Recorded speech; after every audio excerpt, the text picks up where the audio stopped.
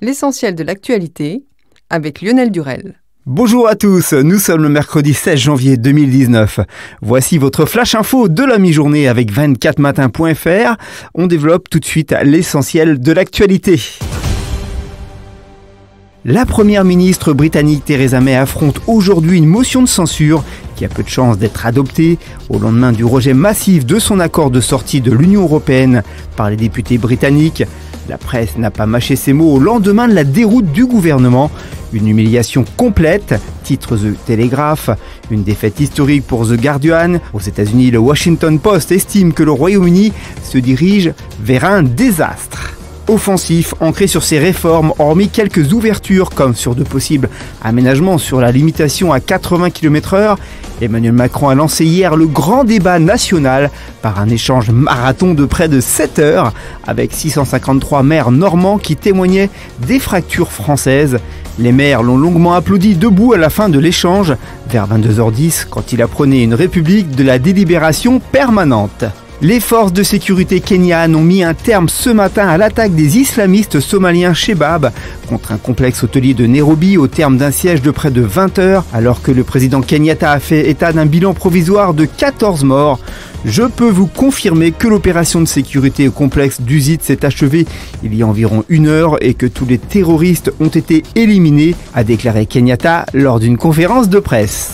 1 millier de migrants honduriens organisés en 2 caravanes distinctes sont en route vers les États-Unis, où le président Donald Trump ne cesse de réclamer la construction d'un mur pour empêcher l'immigration illégale.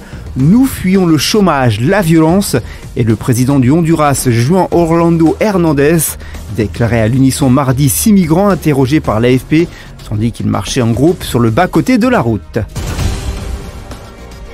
En bref, et dans le reste de l'actualité, la France fait moins de bébés et sa population vieillit, selon les chiffres publiés hier par l'INSEE.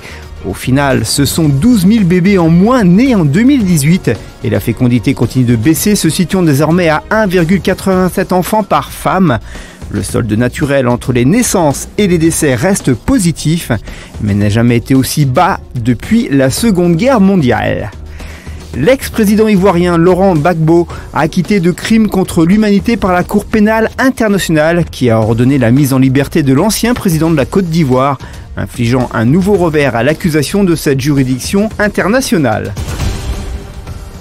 En sport et à l'Open d'Australie, il n'y aura pas de duel de prestige entre Roger Federer et Gaël Monfils pour une place en 8e de finale. Le joueur français stoppé au 2e tour a fait faux bond aux Suisses à Melbourne. Le Suisse, qui a dominé en 3-7 Daniel Evans, sera opposé au 3e tour au jeune américain Taylor Fritz. C'était le duel attendu du premier tour lors de ce mondial de hand en Allemagne et les Bleus ont répondu présents hier à Berlin face au pays hôte tenu en échec 25-25, sans Nicolas Karabatic au repos, de quoi envisager le tour principal avec de grandes ambitions. L'actualité du divertissement, l'acteur américain Tom Cruise a annoncé qu'il allait remplir pour de nouveau Mission Impossible. C'est depuis son compte Twitter que le comédien a délivré la bonne nouvelle, donnant rendez-vous à ses nombreux fans pour 2021 et 2022 pour un 7e et 8e volet avec le réalisateur Christopher McQuarrie. Les 2 films se tourneront en même temps pour une sortie en salle avec 1 an d'écart. On conclut ce journal avec votre météo de demain matin. Jeudi, un fond froid sera présent entre les Pyrénées et les Alpes, apportant des pluies dans les plaines et de la neige en altitude. Sur le nord-est, retour des éclaircies, mais avec du froid pour commencer la journée. Les précipitations se maintiendront entre le sud-ouest et le centre-est l'après-midi. Les chutes de neige se poursuivront elles aussi en altitude. Ailleurs, les averses sont en alternance avec des éclaircies. Le matin, il fera 2-3 degrés à Orléans, à 10 pour Biarritz, 5 à Paris, 4 à Strasbourg et Nantes, 6 à Perpignan. Merci à tous d'avoir suivi ce journal. On se donne rendez-vous tout de suite sur 24matin.fr pour suivre l'évolution de l'actualité et un autre rendez-vous à 19h30 pour les 5 infos immanquables du jour sur notre site.